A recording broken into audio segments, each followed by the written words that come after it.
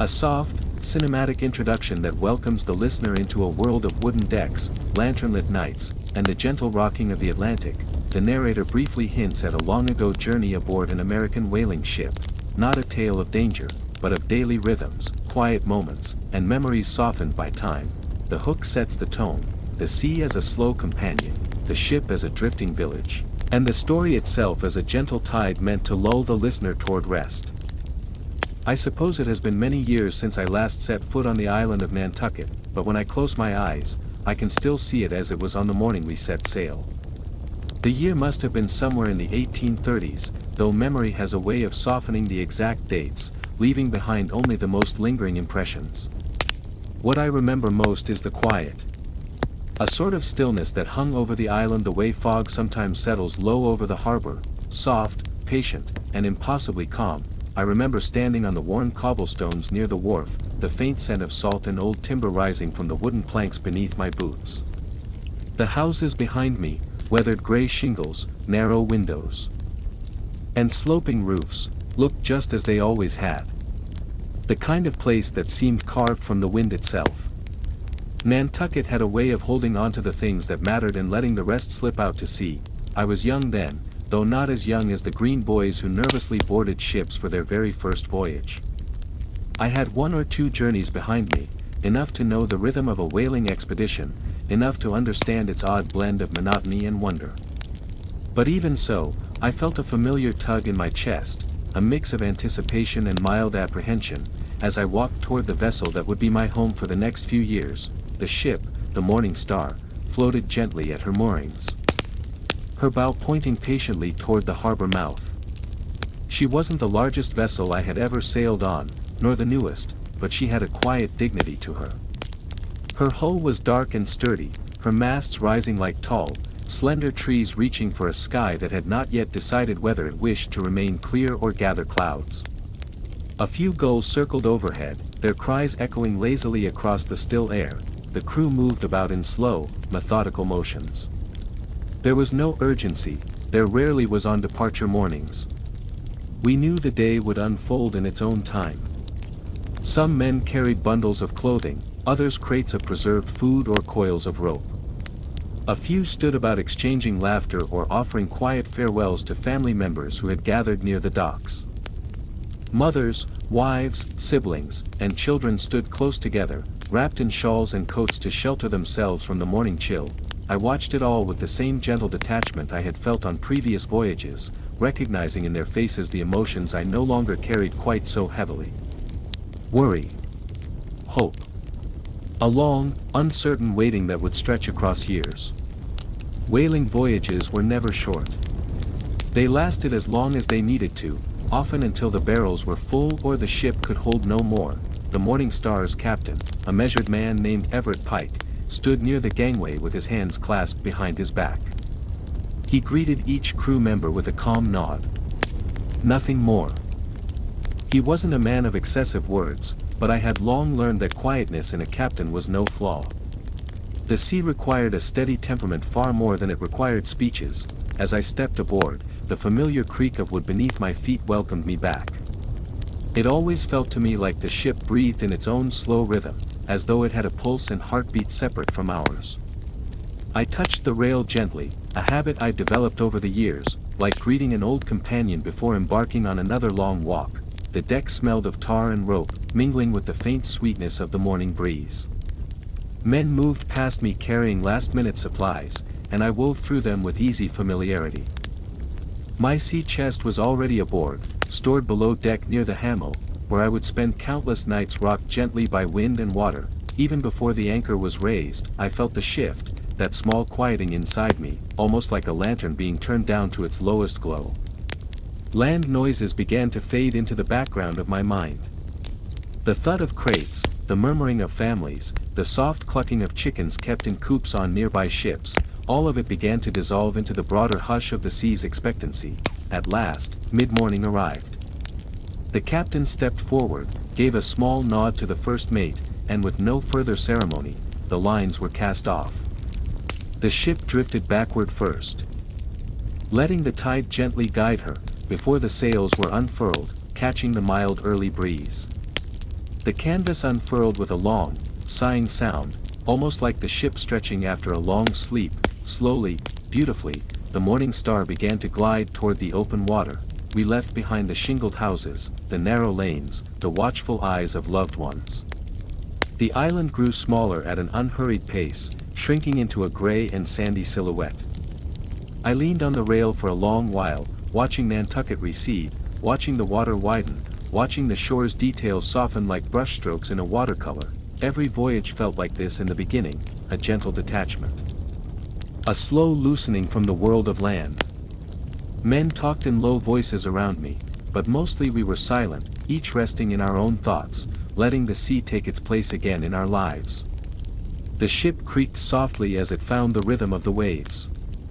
The sails ruffled lightly, catching just enough wind to coax us forward.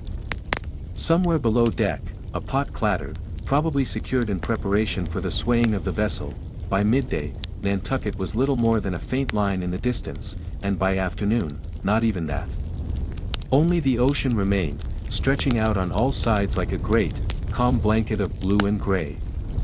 And though the realization could feel immense to a newcomer, to me it was strangely comforting, like returning to a room whose quiet you had missed without knowing it. That evening, as the sun drifted downward, its soft golden light spread gently across the deck, warming the planks beneath my hands. The air grew cooler, but not cold. The horizon turned a hazy, glowing line, and the sky deepened slowly from blue to lavender.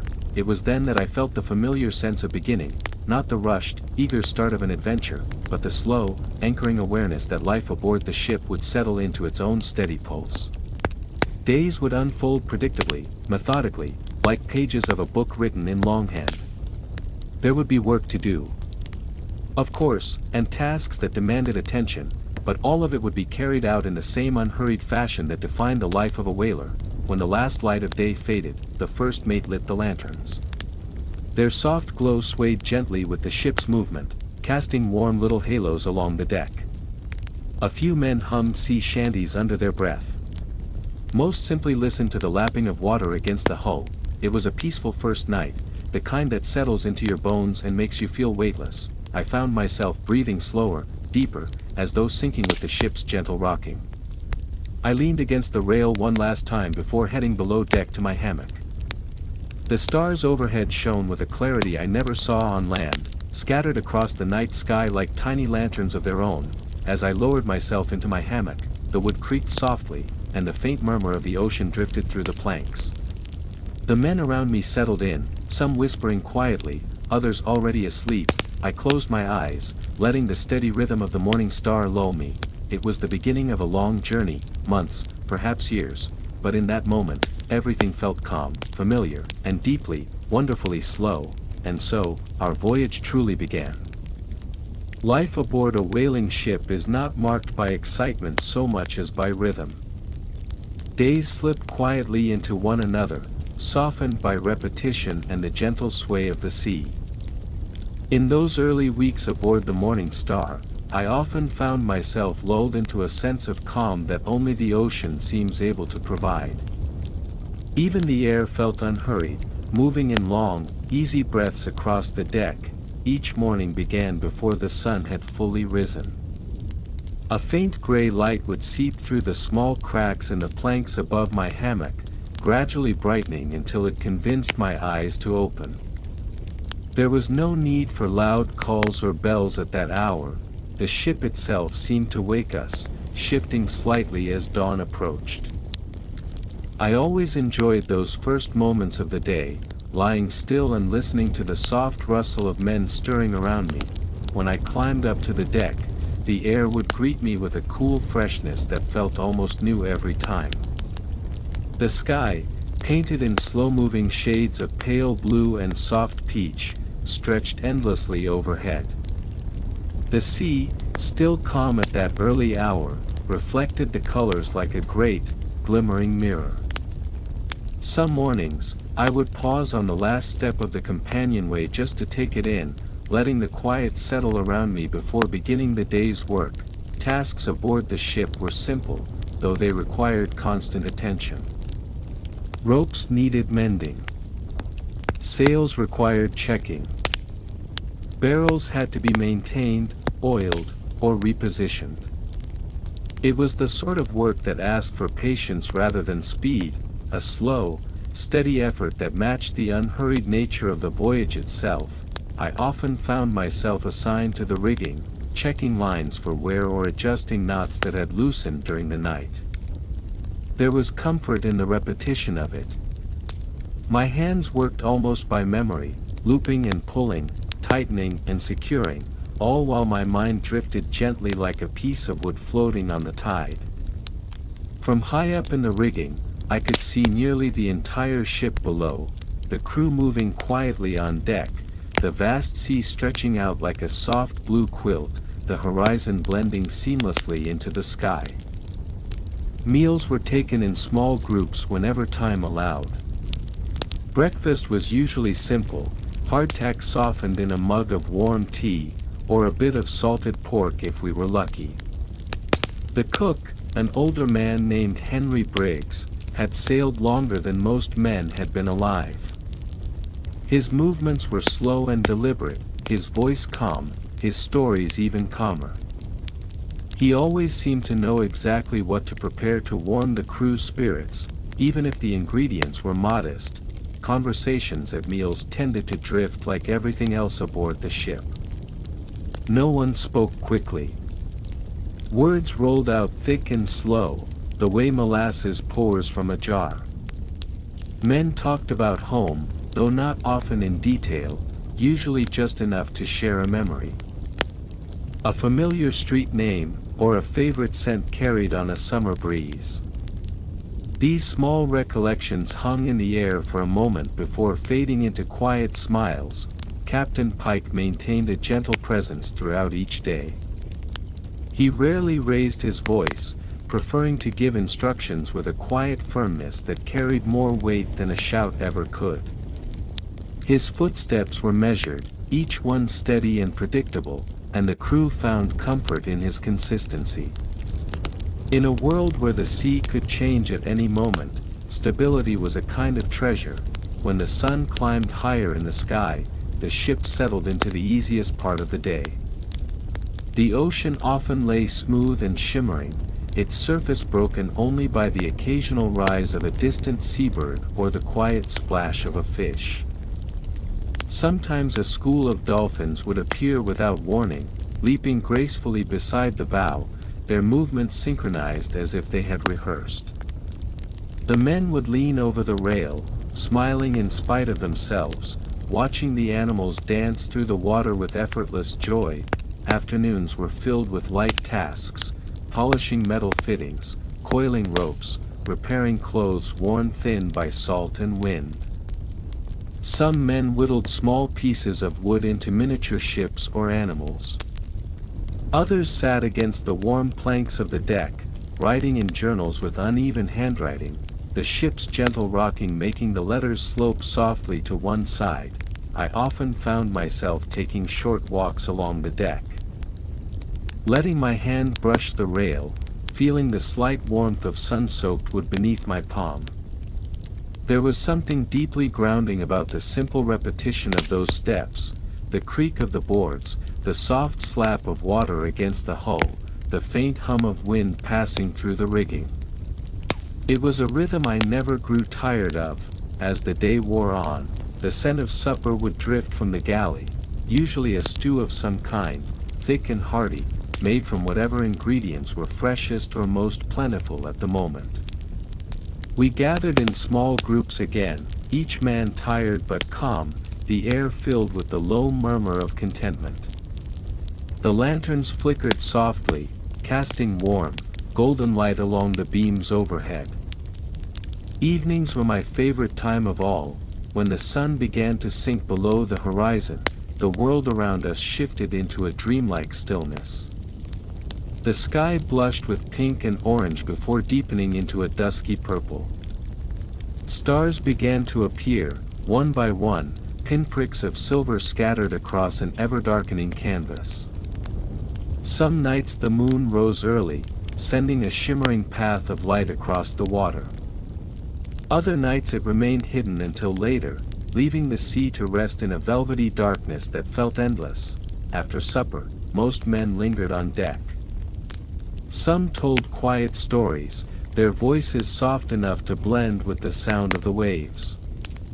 Others played simple tunes on harmonicas or fiddles, the melodies drifting lazily across the ship like little threads of comfort. A few simply leaned back against coils of rope, looking up at the sky with a sense of wonder that never quite faded. I often found a quiet place near the stern where I could sit alone for a time, letting the cool night air wrap around me. The ocean in darkness has a way of calming even the busiest mind.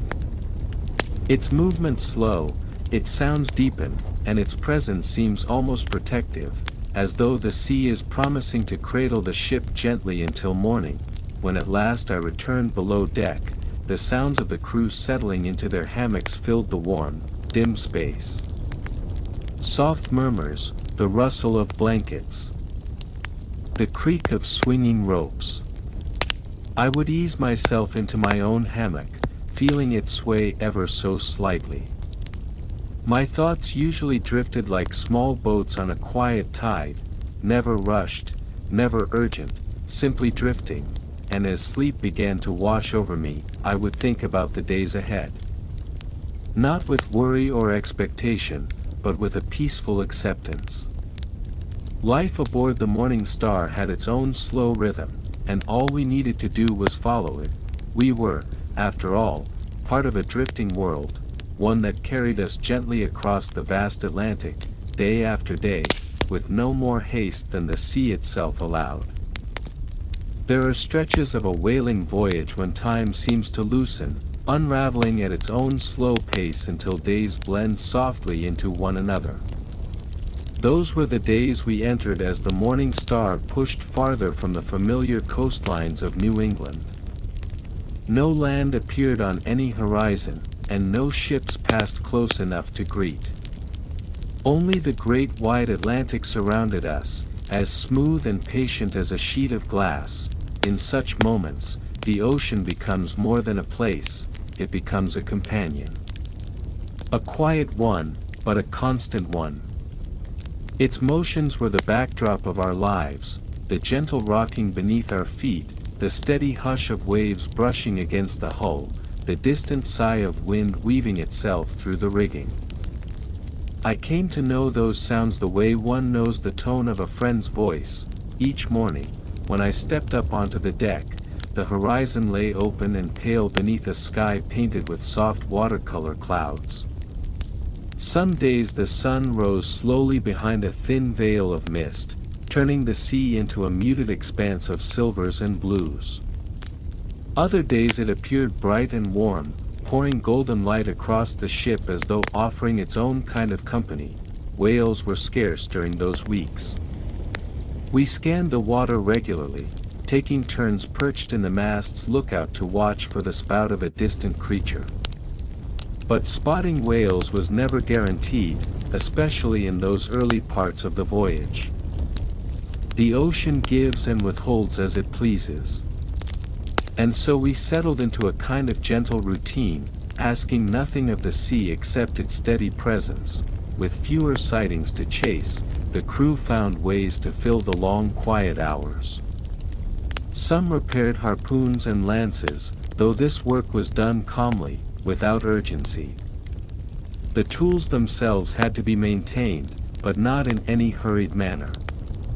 It was the kind of task one could do while humming a tune or pausing to watch the waves shimmer.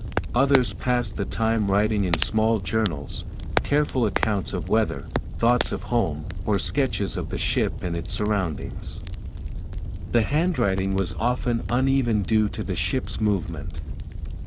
But that only added to the charm of the words. There was a certain peace in reading someone else's reflections, shared quietly in the dim light of evening. Occasionally, one of the older sailors named Mosby liked to tell stories. His voice was low and unhurried, the kind of voice that seemed made for passing time. He spoke about voyages he had taken decades earlier, about long stretches of ocean that looked just like the one before us now, and about the curious characters he had met along the way. His tales weren't dramatic, they were simple, grounded, and soft around the edges, much like the man himself. Sometimes, when the wind was calm enough, the ship seemed to float rather than sail. The sails drooped slightly, the ropes hung without strain, and even the waves grew quieter. These were the afternoons I cherished most. I would sit on a coil of rope near the bow, letting the warm light settle over me like a blanket. The horizon felt far away but not lonely. Instead, it stretched out like a great, welcoming emptiness that invited contemplation. There was something soothing about knowing that nothing urgent awaited us, no bells, no shouts, no sudden change in course. Just the soft unfolding of another long day. Captain Pike often spent these quiet hours walking the deck slowly. His hands folded behind his back, he surveyed the horizon with a patient eye. But even he seemed at ease during these calm days. He never rushed, never hurried the crew. He understood, perhaps better than anyone, that whaling was a life dictated by the ocean's pace. And when the sea chose to be slow, we followed its lead. Below deck, evenings took on their own gentle rituals. Lanterns were lit early, casting warm circles of light across wooden beams worn smooth by countless hands. The soft glow made everything appear softer, quieter. Men sat cross-legged on the floor or leaned against barrels, exchanging quiet stories or carving little trinkets from leftover wood. A few played cards slowly, more interested in the company than the game itself. The cook's warm stews became especially comforting during these long, languid evenings. Thick, salty, and simple, they filled the belly in a way that made one feel content, as though the day's slow pace had soaked directly into the food itself. After supper, I often returned to the deck to watch the sunset. At sea, sunsets do not simply happen, they linger. The skies seem to hold on to color longer than it did on land, drawing out the oranges, pinks, and purples as though reluctant to let them fade. Some nights the water mirrored those colors so perfectly that it felt as though the sky and sea were joined without distinction. On evenings like that, it was hard not to feel as though we were sailing across a painting, each of us smaller than a single brushstroke. The real magic, though, belonged to the nights. Under a sky free from the glow of cities, the stars spread out in dazzling clarity. They shimmered with a kind of steady brilliance that felt ancient and eternal. The Milky Way stretched overhead like a soft, glowing river, and the constellations seemed close enough to reach. Sometimes, as I leaned against the rail, the sea below sparkled faintly with bioluminescence, tiny specks of greenish light that flickered with each gentle wave. It was as though the stars above had scattered their reflections across the ocean's surface. On these nights, the world felt suspended in a dreamlike stillness. The ship creaked softly, the water whispered against the hull, and the gentle breeze seemed to breathe around us. I often stayed up until my eyes grew heavy, letting the calmness seep into every part of me. When I finally made my way below deck and settled into my hammock, I could still feel the lingering stillness of the sea. It swayed me gently as though carrying me into sleep. And sleep came easily, slow, deep, and peaceful. Those long, calm days on the Atlantic were like passages of time that stood slightly apart from the rest of life. They were not defined by events or accomplishments, but by quietness itself, a reminder that sometimes, simply drifting is enough. As the morning star drifted farther into the deep Atlantic, the long quiet of our voyage carried on, smooth and unbroken.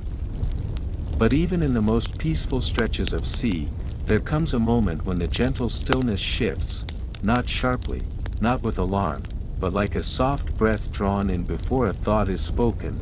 It happened one late afternoon as I stood near the rail, wiping down a length of rope I had spent the past hour mending. The sun hung low, casting a warm golden light over the water.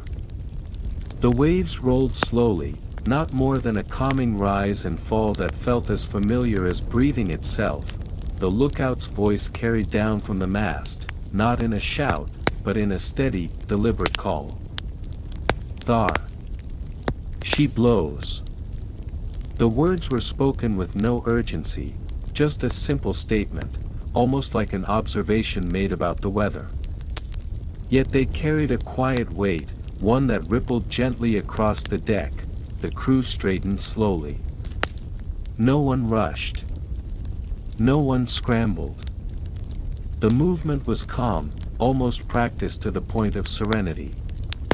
A distant spout on the horizon wasn't a signal to spring into frantic action, it was a reminder of our purpose, delivered softly, like a tap on the shoulder after weeks of drifting. Captain Pike stepped forward, shading his eyes with one hand as he gazed toward the horizon. I followed his gaze and soon saw it too, a faint pillar of white mist rising for a brief moment before dissolving into the air. Then another. Slow, rhythmic, peaceful. The whale, or perhaps a small group, moved with the same unhurried grace that the sea itself carried.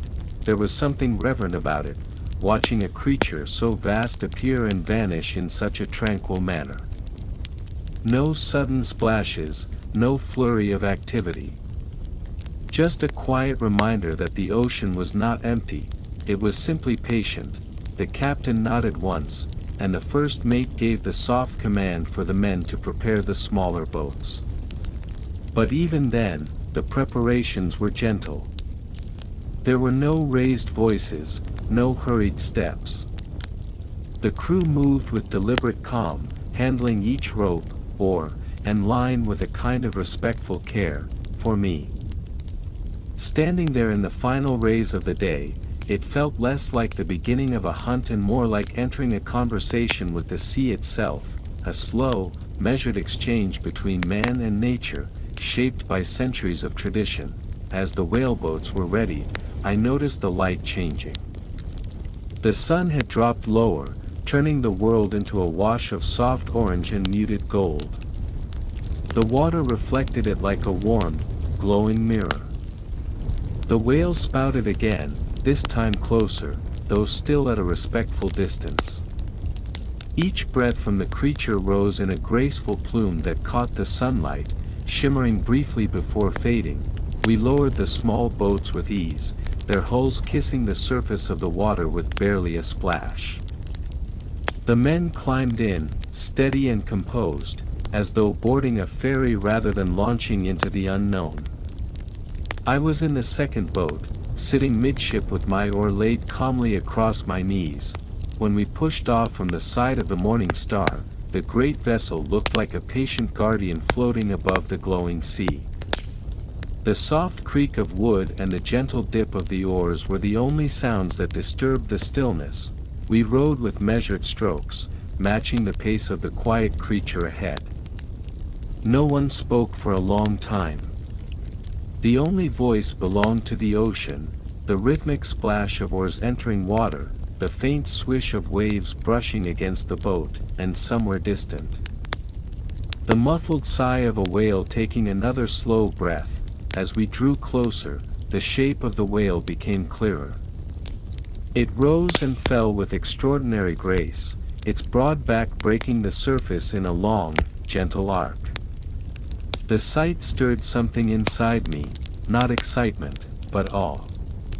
A feeling of standing in the presence of an ancient traveler who had wandered these oceans long before we ever set sail. There was no rush to close the distance. The first mate gave soft instructions, spoken in almost a whisper. We followed his guidance as though in a kind of meditation, our strokes falling into a quieter rhythm. The whale moved at its own pace, with no awareness of us or perhaps simply no concern. It was simply there, existing in its calm, immense way, We observed it for a long while, the boats drifting gently, the men breathing slow and deep, the air cooling around us as evening crept closer. Whether or not the whale would eventually be taken was a question left to the slow unfolding of events. For the moment, there was only the quiet presence of the creature and the fading glow of sunlight reflecting off the water. The first mate finally gave the signal to return. There was no disappointment among us, only acceptance. Whaling was a patient trade, and the sea always decided the terms. The creature drifted on, unhurried, as we dipped our oars back into the darkening water. The row back to the morning star was peaceful. The lanterns on deck had already been lit, their soft golden glow swaying gently like tiny stars floating low to the sea. As we approached, the ship looked like a warm, welcoming home in the growing dusk. Climbing aboard again, the men spoke quietly as they secured the boats. Their voices carried the soft tone of people who had witnessed something quietly profound. Not victory, not loss, simply the vast, tender mystery of the ocean and its inhabitants. Dinner that night was quiet, as evening meals often were after encounters with creatures so large and graceful. The lantern light flickered gently across the galley, casting soft shadows that swayed with the movement of the ship. Later, I stepped back onto the deck to find the sky deep and star-filled, the moon rising low and bright. The waves shimmered with reflected light, and somewhere far off, I imagined the whale continuing its slow journey through the night. I leaned against the rail and breathed in the cool air, feeling both small and connected. Encounters like that reminded us why we were out here, not just for oil or profit, but for the strange, quiet bond between man, sea, and creature. A bond built on respect, patience, and the soft rhythms of life far from shore. The morning star rocked gently beneath me, and the lanterns glowed like fireflies in the dark, and the sea, as always, whispered its low, endless lullaby. I sometimes think that the return journey of a whaling voyage was a different kind of world. Not quite the bustling sea we had left behind, and not yet the solid earth waiting for us over the horizon. It was a place in between, where the winds felt softer, the days grew longer, and the ocean itself seemed to relax in our company. We had been at sea for many months when the captain finally said, in a tone barely above a whisper, that our barrels were full enough and our course should turn homeward. To most men, that news arrived like a rush of warm air after winter. But for me, it drifted in slowly, filling the edges of my thoughts the way morning light fills a quiet room. Home, it was a word that carried weight. Yet out here, it also felt distant, more like a memory than a destination. In the first days of our return, the ship moved gently, as though she herself were adjusting to the idea of heading back. The decks were quieter now. Not with exhaustion, but with a kind of peace. Each of us found his own rhythm again. Some men carved scrimshaw with new enthusiasm, etching coils of whales and ships into the pale ivory of teeth and bone. Others mended clothes with a patience they had not possessed earlier in the voyage. I spent much of my time leaning against the main rail, watching the water sweep by in long, unbroken lines. The ship no longer raced forward with the urgency of the hunt, she glided. Every day looked a little like the last, and in that sameness, there was comfort. The sky held its own routines as we drifted homeward. In the mornings, the sun rose slowly over a misty sea, turning the world into a soft, silver-blue bowl. By afternoon the breeze would freshen just enough to stir the sails, and the old masts would give a mild, familiar groan. Come evening, a faint rose glow lingered on the rippling water long after the sun had gone. The ocean was practicing farewell, I thought. Showing us its gentler moods before letting us go. nights were the calmest of all. With the barrels secured, many duties lightened, and men lingered on deck to watch the stars. The constellations felt brighter than they ever did on land. They appeared steady, patient, and unhurried, like ancient companions of sailors long before us. Sometimes the captain joined us, sometimes the cook, sometimes no one at all but the quiet sigh of waves brushing the hull. I found myself thinking often of the places we had been, the storms we had felt, and the whales that had crossed our path like drifting shadows of the deep. I remembered the ships tremble when a tail struck the sea. The creak of the whaleboats as they touched the water. The eerie stillness before a breach. These things no longer stirred adrenaline in me, only a deep, tranquil respect, as though I were remembering the dreams of another lifetime, one evening. With the sky turning the color of warm ash, the captain approached me. He wasn't a man fond of conversation, but he had softened on the homeward leg.